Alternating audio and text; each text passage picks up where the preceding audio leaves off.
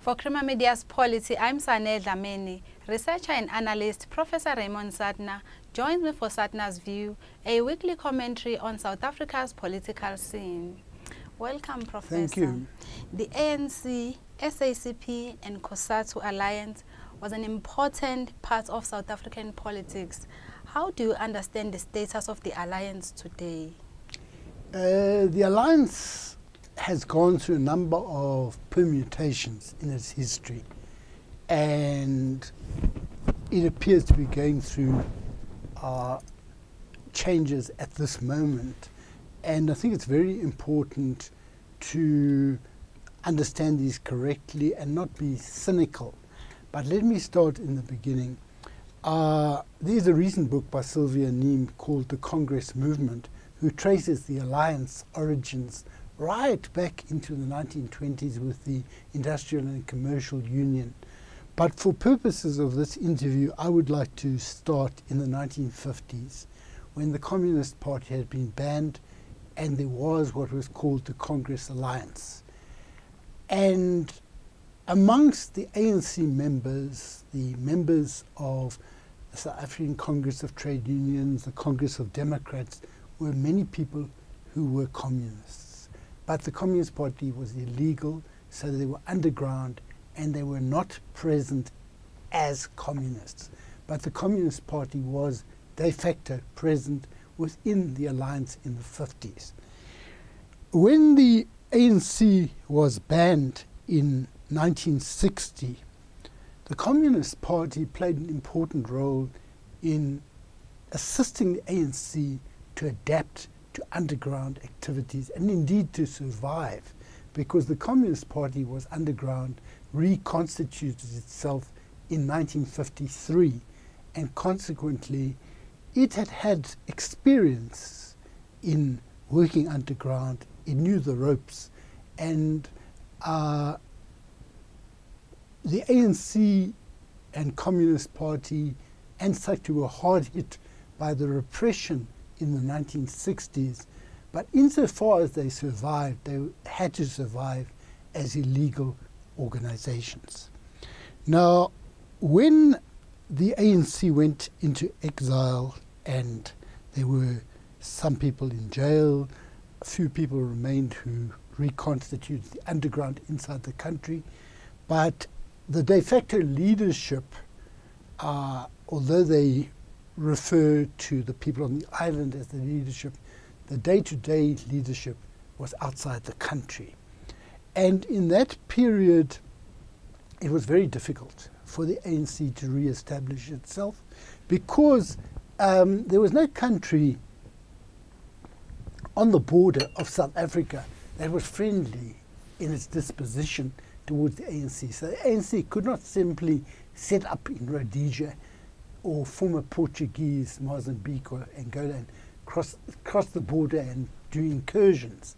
So they first went to Tanzania, and they were not made very welcome, and at one stage the Soviet Union had to fly out all of MK from Tanzania to the Soviet Union. So it took a long time before ANC established a location, and that became Lusaka. And people had been trained from about 1961-62 in China first, but mainly the Soviet Union and its allied states, and to some extent in African states. But they didn't have any fighting to do, and there was a lot of pressure to engage in fighting, and they engaged in the Wankie campaign in Rhodesia. Now, some people say it was a complete disaster, but General Ron Reed Daly of the Rhodesian forces tells a different story about well-trained soldiers who they faced and that they took losses. So it's controversial what the character of that what the effect of that campaign was, but people were arrested, and there's some people who were in jail until independence of Zimbabwe. And some people like Chris Hani and a few others escaped to Botswana, and they were jailed in Botswana. And some unhappiness developed. People felt that they didn't take fast enough steps to get people released in Botswana, and when Hani and others came back to Lusaka, they were unhappy with the way in which the struggle was being waged. And there was this famous memorandum which a number of people developed, but Hani is the man mainly associated with it, attacking the leadership and their willingness to engage in battle. And Hani was sentenced to death. But they never carried out that thing, that sentence. And this led to a conference being held in 1969, a conference that is quite famous for the ANC in Morogoro, Tanzania. And they developed new strategies and tactics. Now, by this point, the communists who were involved in alliance with the ANC were playing a very close role with the ANC leadership.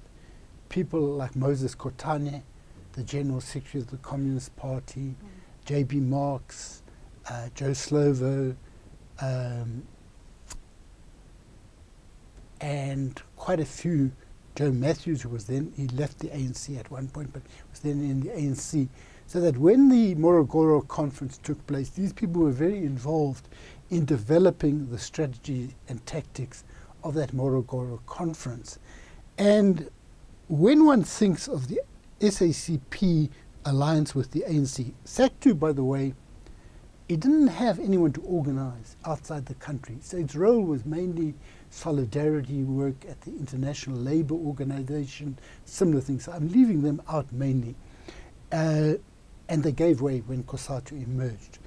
But the SACP, what one thinks of when one thinks of the SACP of this period, is of an organization that played a very important role in developing strategies and tactics.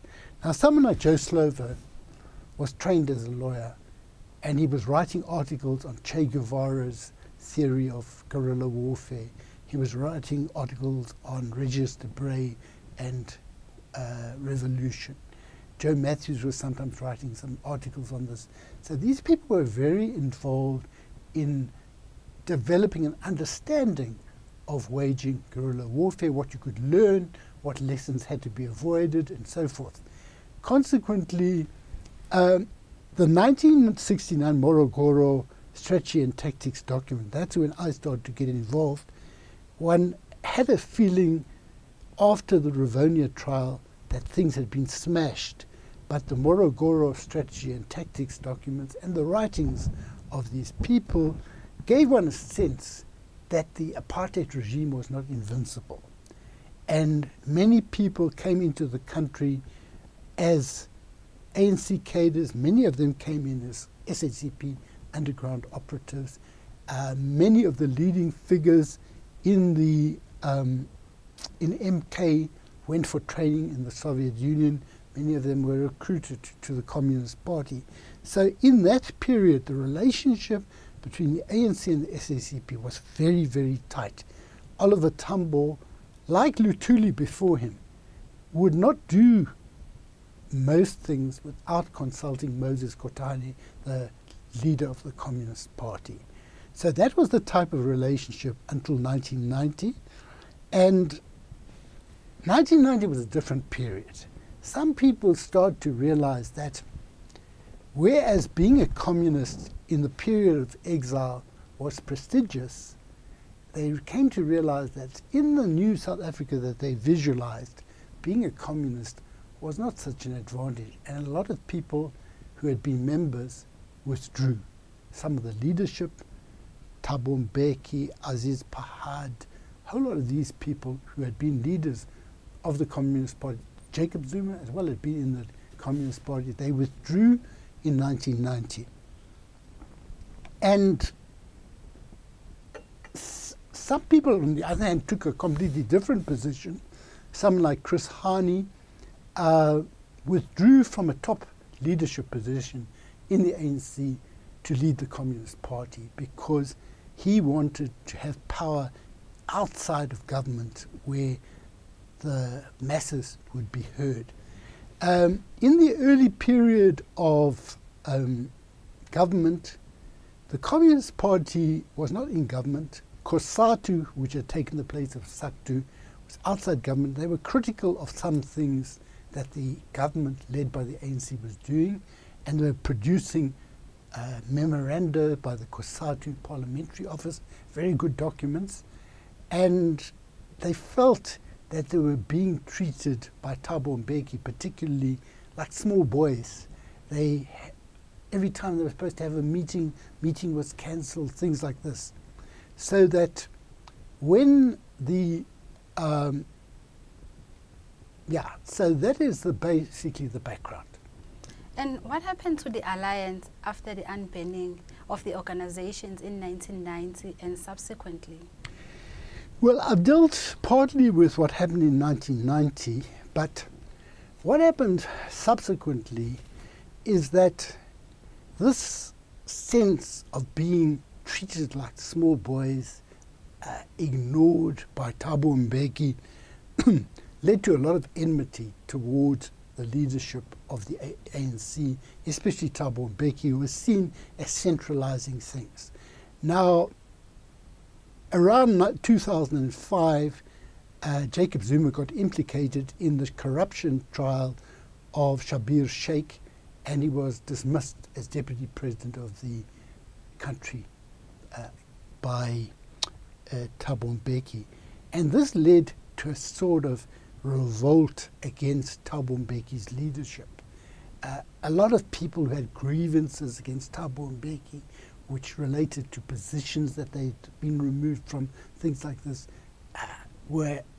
came to support Zuma and make out that Zuma was being victimized.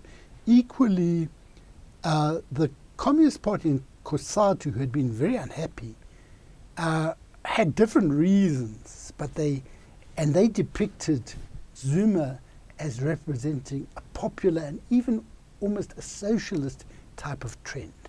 And the election of Zuma in place of Thabo Mbeki was, in my view, on the basis of depicting Zuma as being what he was not. Because Zuma was involved in every decision of the Thabo Mbeki period.